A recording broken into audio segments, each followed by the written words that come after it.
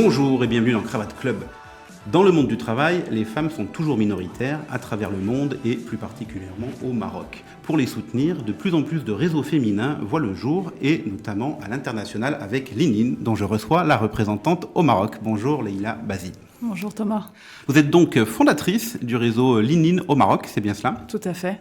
Qu'est-ce que c'est Linine? D'où ça vient? Alors Linine est un réseau international, linine.org, créé par Sheryl Sandberg, qui est la numéro 2 de Facebook, CEO de Facebook, donc une femme d'affaires de renommée internationale. Et en 2016, elle a publié un livre, Linine, en français En avant toutes, où elle partage son expérience en tant que femme, les défis, les challenges qu'elle a pu rencontrer tout au long de sa carrière professionnelle. Et elle prodigue des conseils au profit des femmes qui souhaitent lean-in, donc aller de l'avant pour progresser et évoluer dans leur carrière professionnelle. Et donc c'est à la suite de cet ouvrage que le réseau s'est constitué? Effectivement, donc à l'issue de la publication de son livre, Sheryl Sandberg a créé une plateforme, linine.org, sur Internet, qui permet aux femmes des 4 coins du monde de créer des cercles. L'objectif de ces cercles est de pouvoir fédérer des femmes sur des problématiques communes, des challenges communs qu'elles rencontrent dans le cadre de leur parcours professionnel. Comment ils fonctionnent ces petits cercles? C'est des associations dans chaque pays? C'est beaucoup de personnes?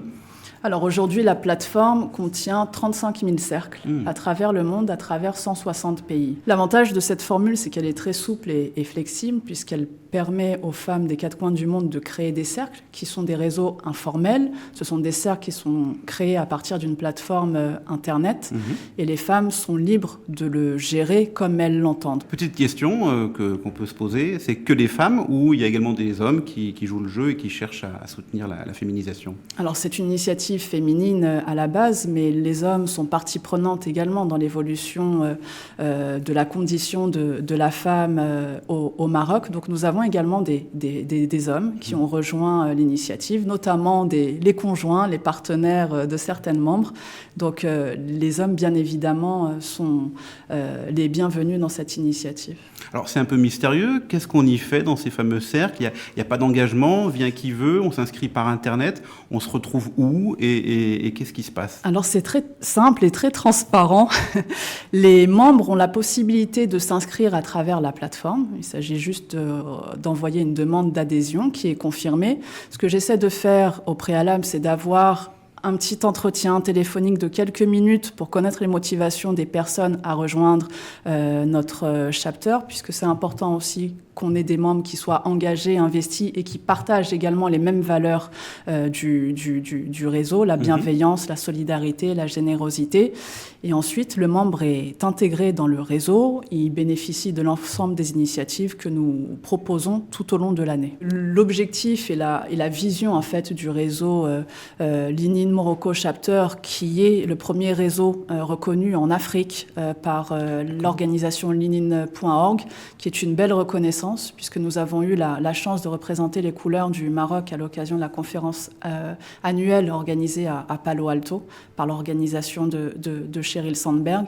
Donc c'est une belle consécration et nous avons pour ambition de faire grossir les rangs du chapter pour pouvoir avoir plus d'impact, mais aussi avoir des relais dans les principales villes du Maroc. Aujourd'hui, nous sommes basés principalement à Casablanca. L'objectif est d'étendre cette initiative dans les grandes villes du Maroc, telles que Rabat, Marrakech, Agadir. Alors vous avez parlé d'initiative. Avant d'y revenir, peut-être un mot sur la situation au Maroc des femmes dans le monde de l'entreprise. Oui, encore beaucoup de travail. C'est un vaste chantier. Quand on voit que le taux de féminisation atteint à peine les 25%, on se dit qu'il y a encore un gros gap. Quand on voit également les femmes dans le monde de l'entrepreneuriat qui ne représentent que 10%, donc ce sont des chiffres qui restent quand même assez alarmants et qui méritent à réflexion et pousser également à l'action. Un autre chiffre assez significatif que je voudrais partager, c'est en matière d'égalité salariale, où le Maroc fait partie des derniers élèves en matière d'inégalité salariale, puisque le Maroc est classé 130e sur 142. Derrière le Qatar, derrière le Koweït. Donc c'est assez révélateur de la situation de la femme sur le marché du travail en termes de disparité salariale. Alors justement, tout le sens de vos initiatives est là. Comment ça se passe? Qu'est-ce qui se fait dans vos cercles et comment vous pouvez justement contribuer à améliorer la situation? Alors, contribuer à la situation à notre petite échelle, je dirais, puisque pour pouvoir remédier à ces lacunes, nous avons besoin de moyens, et énormément de moyens. Donc, l'ININ Morocco Chapter, avec l'aide de ses membres, a pour vocation effectivement à encourager les femmes à occuper plus de postes de leader, à promouvoir le leadership de la femme au sein du monde professionnel au Maroc. Et pour ce faire, nous proposons plusieurs initiatives. La femme, d'une manière générale, a tendance à avoir des verrous internes, des pensées limitantes qu'elle va se fixer et qui l'empêchent d'évoluer au cours de sa carrière professionnelle.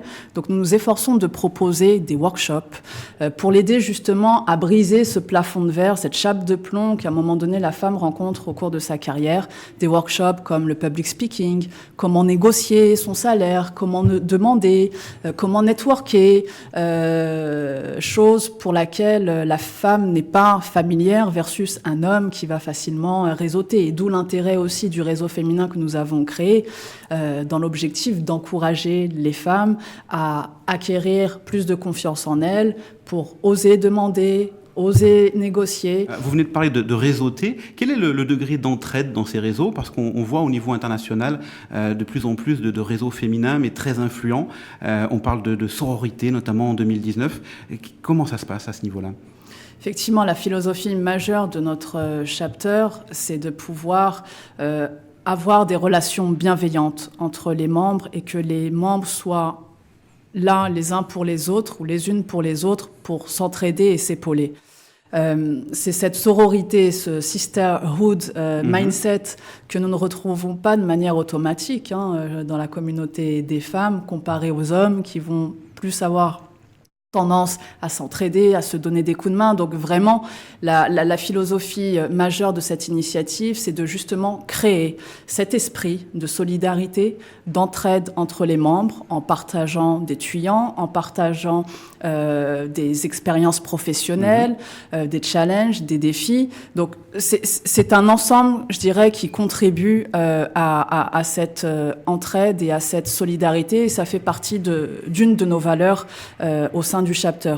Ce que je voudrais ajouter également, pour pouvoir appuyer cette notion d'entraide, c'est qu'aujourd'hui, des initiatives sont proposées au profit de nos membres, mais nos membres reçoivent, mais elles donnent également. Et cet esprit d'entraide existe aussi au profit des jeunes étudiantes, des jeunes filles, envers lesquelles nous agissons également en proposant des programmes de mentoring. Nous avons mis en place un programme dédié pour les jeunes filles qu'on a appelé Leader en herbe, dont l'objectif est de pouvoir donner confiance aux jeunes étudiantes, leur passer le message qu'elles ont tout le potentiel en elles pour développer leur capacité de leader et de prétendre demain à des carrières de leader au féminin. Merci Leïla Bazi. Pour terminer, il y a des femmes qui nous regardent, qui peut-être voudront vous rejoindre. Quel est le programme en 2019? Le programme 2019 s'annonce ambitieux. Déjà consolider les initiatives 2018. Nous souhaiterions grossir la communauté également. Donc, toute personne intéressée pour nous rejoindre sont les bienvenues. Et aussi, l'ambition majeure pour cette année, c'est de monter la conférence annuelle l'ININ Morocco Chapter pour promouvoir cette initiative qui reste encore peu connue, et promouvoir l'ensemble des initiatives et des bienfaits de l'ensemble des actions que nous faisons au profit des femmes et jeunes femmes d'une manière générale. Et je vais terminer également par une autre action majeure que nous souhaitons déployer, c'est la sensibilisation auprès des entreprises pour les encourager à créer des cercles au sein de leurs entreprises et en vanter les bienfaits. Des très belles perspectives pour 2019. Je rappelle que c'est linin.org, c'est bien ça le site pour vous rejoindre. Merci encore Leïla Bazi pour tous ces précieux conseils et à très bientôt sur Cravate Club.